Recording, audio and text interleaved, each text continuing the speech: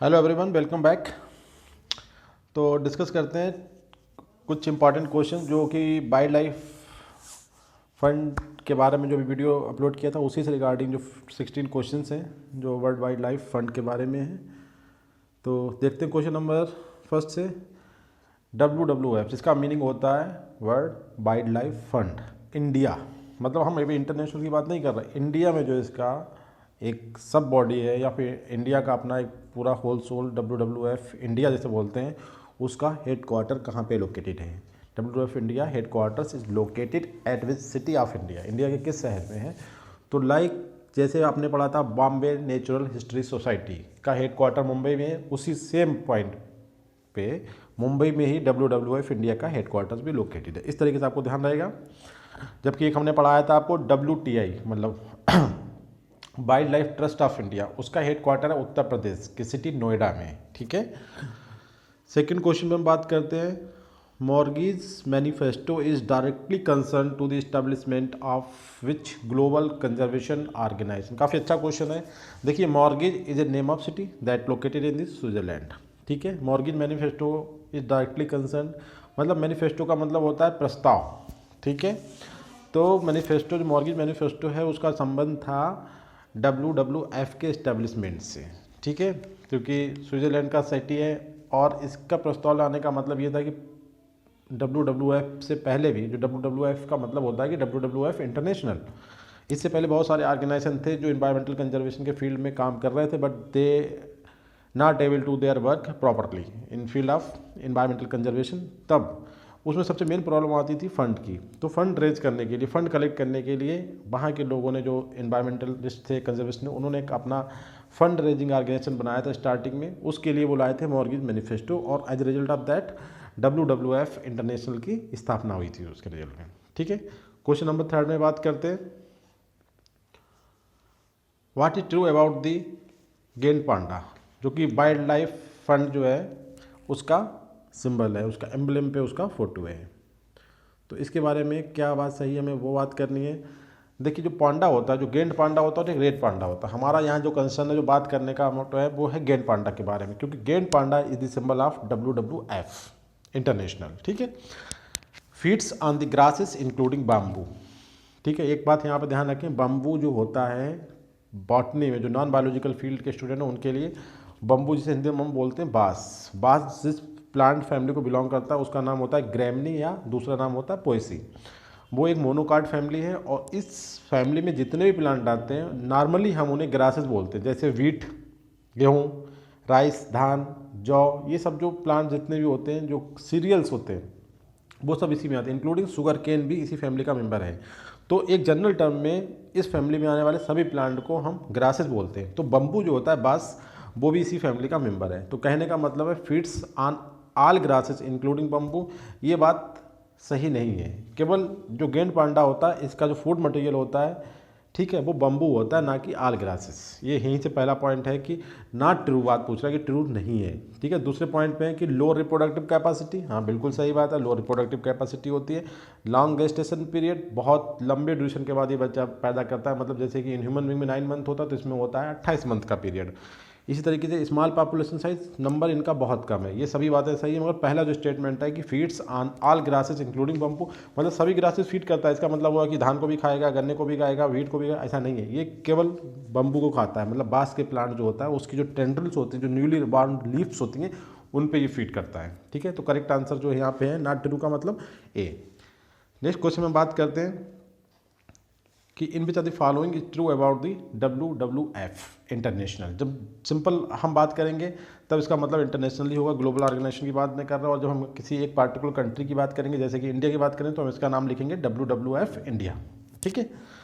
तो आप समझ सकते हैं कि WWF कहीं पर लिखा हुआ तो इसका मतलब ये होता है कि WWF इंटरनेशनल जो ग्लोबल ऑर्गेनाइजेशन, हम उसके बारे में बात कर रहे हैं। तो it's emblem having picture of giant panda, बिल्कुल सही बात है, गेंद पांडा का सिंबल है। हमने अपने लेक्चर में पहले ही पहला सीन यही आता है कि गेंद पांडा का पिक्चर लगा हुआ है। नेक्स्ट पॉइंट है 8 एस्टेब्लिश्ड इन 1961, ये भी बिल्कुल करेक्ट है। ठीक है। 29 अप्रैल 1961 में इसकी स्थापना हुई थी मॉर्गेज स्विट्जरलैंड में। इसके बाद it's headquarter located at Morges Switzerland, ये भी बात सही है। तो all of the above statements are correct about the WWF international.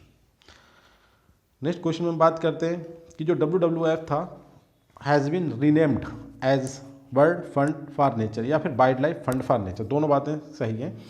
इसका नाम WWF से WFN कब रखा गया, ठीक है, तो 1962, 1986, 1984, 1982, तो ये जो इसका नाम था वो रखा गया है आपका 1986 में, जब इसकी सिल्वर जुबली जो थी सेलिब्रेट करी गई तब इसका नाम, क्योंकि ये फंड रेज करने का काम करता था, तो इसलिए इसका नाम रख दिया गया है वर्ल्ड फंड फॉर नेचर या wild life fund for nature.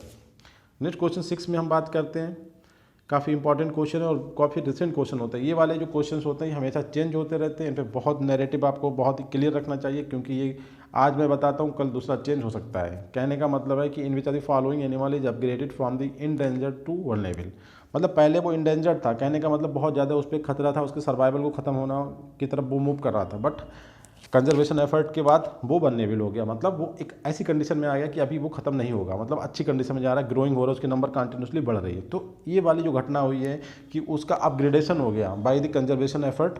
वो एनिमल कौन सा है? Sea turtle, giant panda, gorilla and elephant, ठीक है गाइज।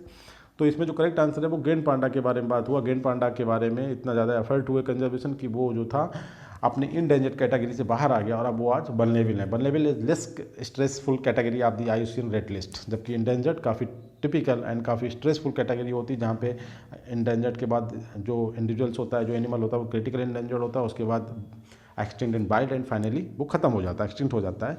तो कहने का मतलब पॉजिटिव रिपोर्ट है, तो positive report is about the gained Panda. Next question में बात करते हैं, केवल हमें ये बात करना है कि ट्रू स्टेटमेंट कौन सी बात सही है। In which are the following is true statement. Giant panda upgraded from endanger to vulnerable, ये बिल्कुल सही, अभी डिस्कस किया है, ऐसा हुआ है। अच्छा, गोरिल्ला एक दूसरा एनिमल होता है, upgraded from critical endanger to endanger, ये भी पॉजिटिव बात है और ये भी बात सही है कि क्रिटिकल इंडेंजर से भी खतरनाक होता है। तो गोरिल्ला जो है क्रिटिकल इंडेंजर से अब इंडेंजर की कैटेगरी में आ गया, जैसे कि गेंड पांडा इंडेंजर से वल्नरेबल में आ गया। थर्ड वन है लियोपार्ड, इसके केस में उल्टा हुआ, ग्रेडेड हुआ, ये डिग्रेड हुआ है, मतलब पहले ये लिस्ट कंसर्न था, अब ये वल्नरेबल हो गया, ठीक है। ऑल ऑफ द अबव, तो ये सभी बातें सही हैं, बहुत ही इंपॉर्टेंट क्वेश्चन है। इसमें 3 एनिमल की प्रेजेंट IUCN स्टेटस के बारे में बात करी गई, कौन सा स्टेटस चेंज हुआ, ये क्वेश्चन एग्जाम में रहते हैं, तो इसे ध्यान से देखें प्लीज़। नेक्स्ट क्वेश्चन में बात करते हैं, एक ऑर्गेनाइजेशन है, एक साइट मतलब कहना चाहिए कि wild life crime technology project is funded by, जैसे होता है कि हम एक ज़मीनी स्तर पर काम कर रहे हैं, मैनुअल काम कर रहे हैं, एक टेक्नोलॉजी बेस्ड प्रोजेक्ट चल रहा है जिसमें हम टेक्नोलॉजी का यूज़ करके कंजर्वेशन का काम कर रहे हैं, तो उस ऑर्गेनाइजेशन का नाम है wild life crime technology project, ठीक है। एक प्रोजेक्ट है, किसी ऑर्गेनाइजेशन के थ्रू फंडेड है, तो हमें ये बताना है कि किस ऑर्गेनाइजेशन ने इसे फंडिंग किया है, मतलब इसमें पैसा कौन लगा रहा है, facebook.com या गूगल ऑर्गेनाइजेशन या youtube.com या ट्विटर ऑर्गेनाइजेशन। तो इसे सपोर्ट करने वाला जो फंडिंग फाइनेंशियल सपोर्ट हो रही है इस ऑर्गेनाइजेशन को, वो प्रोजेक्ट को, वो हो रही है आपके गूगल ऑर्गेनाइजेशन की तरफ से।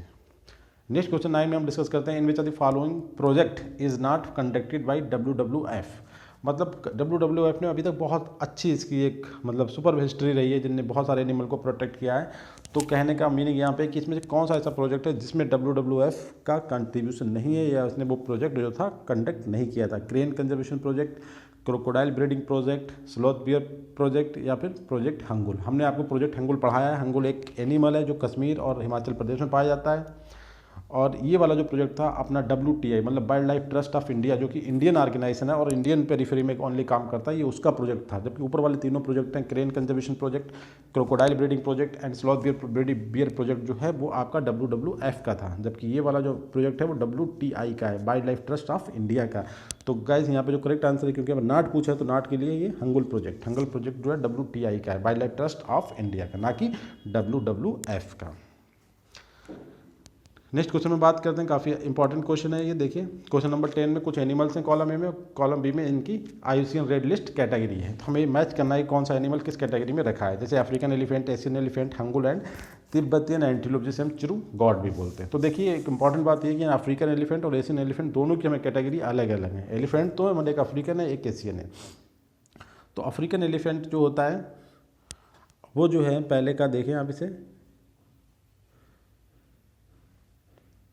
ये वल्नरेबल है अफ्रीकन एलिफेंट, मतलब कम खतरे में, जबकि एशियन एलिफेंट जो है वो आपका थोड़ा सा ज़्यादा खतरे में, इंडेंजर्ड है, ठीक है। और हंगुल जो है वो सबसे ज़्यादा खतरनाक खतरे में है, वो है क्रिटिकल इंडेंजर्ड। और आपका तिब्बतियन एंटीलोप जो है वो नियर थ्रेटेंड है, कि इसके बारे में बहुत ही कम खतरा है, इसे कोई प्रॉब्लम ज़्यादा नहीं है इसे, ठीक है। तो एक सबसे इंपॉर्टेंट चीज़ यहाँ देखने को मिली है कि हमारा जो एशियन एलिफेंट है वो ज़्यादा खतरे में, इंडेंजर्ड कैटेगरी में, और अफ्रीकन एलिफेंट आपका वल्नरेबल है, और हंगुल सबसे ज़्यादा खतरे में है, क्रिटिकल इंडेंजर। तो करेक्ट आंसर गाइस यहाँ पे होता है आपका ए। नेक्स्ट क्वेश्चन में बात करते हैं क्वेश्चन नंबर 11 में, in which are the following true about the giant panda. गेंद पांडा के बारे में दोबारा क्वेश्चन आया, क्योंकि गेंद पांडा काफ़ी एग्जामफुल क्वेश्चन यहाँ से रहते हैं मोस्टली एग्जाम्स में, पीएमटी से लेके आपके CSIR और वेरियस टीचिंग एग्जाम में तो बहुत कॉमन क्वेश्चन गेंद पांडा से नॉर्मली पूछा जाता है। देखिए, national treasure of India China, क्योंकि चाइना पाया जाता है तो यहाँ पर इसकी बहुत वैल्यू है, तो नेशनल ट्रेजर कंसिडर करते हैं इसे। दूसरा है it entirely depend on the bamboo for food. देखिए यहाँ पे इंटायरली आया है कि पूरी तरीके से ये बम्बू पे डिपेंड होता है, ये बात बिल्कुल सही है, दूसरे प्लांट पे नहीं खाता, उनका कोई पार्ट ये नहीं खाता। इसके बाद थर्ड है it found in temperate broadleaf and mixed forest of India. Broadleaf का मतलब होता है जो ड्राई कट वाले जो प्लांट होते हैं, बड़े बड़े इनकी चौड़ी पत्ती होती है, उस तरीके को। टेम्परेट मतलब ठंडे इलाकों में जो broadleaf and mix forest होते हैं, स्पेशली चाइना के, वहाँ पे ये अपने नेचुरल हैबिटेट में पाया जाता है। तो all of the above are correct here. Next question में बात करते हैं, काफ़ी इंटरेस्टिंग क्वेश्चन है और अपने इंडिया के बारे में, कि WWF जो है world wild life fund India was establish. पहले तो ये कब इसका फॉर्मेशन हुआ था, कब ये बनाया गया था ऑर्गेनाइजेशन। देखिए जो मेन WWF है वो तो 61 में बनाया गया था, और जो इंडिया ने बनाया है अपना वो 1969 में बनाया है, ठीक है। तो करेक्ट आंसर यहाँ पे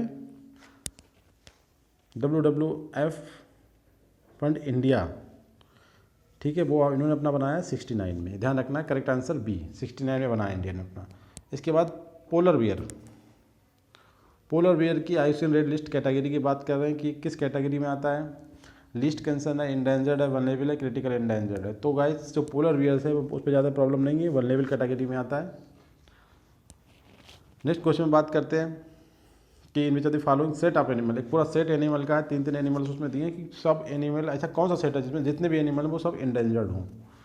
देखिए सी टर्टाइल, राइनो, वेल। पोलर बियर, देखिए पोलर बियर वाला तो गड़बड़ हो गया क्योंकि वल्नरेबल है ऊपर, और नीचे अफ्रीकन एलिफेंट अभी आपको बताया है कि वो इंडेंजर्ड नहीं है, तो ये भी गलत हो गया आपका, ये भी गलत हो गया, बी ये भी गलत हो गया, सी वाला। और डी वाला देखते हैं, देखिए उसमें पोलर बियर है तो ये भी गलत हो गया, तो बचा कौन सा, सी टर्टाइल, राइनो एंड वेल जो हैं, जितने एनिमल हैं तीनों, वो सब आपके इंडेंजर्ड कैटेगरी। तो करेक्ट आंसर गाइस यहाँ पे ए, सी टर्टाइल, राइनो एंड वेल, ठीक है, ये इंडेंजर्ड एनिमल्स हैं। काफ़ी अच्छा क्वेश्चन है ये, देखें। नेक्स्ट क्वेश्चन में बात करते हैं, name of the animal which do not included in WWF list that saved by the activities of this organisation. अभी WWF ने बहुत सारे एनिमल्स को उन्हें प्रोटेक्शन प्रोवाइड किया है और उन्हें सेव कर लिया है, ख़त्म होने से, एक्सटिंक्ट होने से बचा लिया है। तो उसमें से कौन सा ऐसा एनिमल है जिसे WWF ने अपने ऑर्गेनाइजेशन में इंक्लूड नहीं किया, मतलब उस पर उसने कोई काम नहीं किया, उसके कंजर्वेशन में उसने कोई एफर्ट नहीं किया। Tiger, elephant, gorilla. जब आप WWF की साइट पे जाएंगे तो आपको लिस्ट मिलेगी एनिमल्स की, तो उसमें आपका इंडियन बुफेलो नहीं है, ठीक है। तो इंडियन बुफेलो के कंजर्वेशन में WWF का कोई भी रोल नहीं है, डायरेक्टली एंड इनडायरेक्टली, ठीक है। मतलब उसने इस पर कोई प्रोजेक्ट नहीं डाला है, फंडिंग हो सकती है प्रोवाइड कर रही हो, मगर इस पर कोई डायरेक्टली इनने कोई प्रोजेक्ट नहीं है इसका। नेक्स्ट एंड लास्ट क्वेश्चन जो है, consider the following statement with respect to the mountain gorilla. काफ़ी इंपॉर्टेंट क्वेश्चन है, गोरिल्ला के बारे में क्वेश्चन रहता है। देखिए new survey reveals increase in its population, नया सर्वे ये बताता है कि इसकी पॉपुलेशन बढ़ी है, बिल्कुल सही बात है, इसकी पॉपुलेशन बढ़ी है। सेकंड क्वेश्चन में बात कर रहा है ऑप्शन में इसके कि it down listed from endangered,